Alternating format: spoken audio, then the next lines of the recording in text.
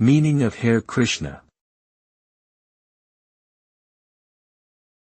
Hare Krishna. Hare Krishna. Hare Krishna. Hare Krishna. Hare Krishna is a mantra that is commonly associated with the International Society for Krishna Consciousness, ISKCON, a popular Hindu group. The phrase itself is composed of two words, Hare and Krishna. Krishna refers to the Hindu god of love and compassion, while Hare is a call to the divine feminine energy. Reciting the mantra is believed to bring peace and spiritual enlightenment, as well as a connection to the divine.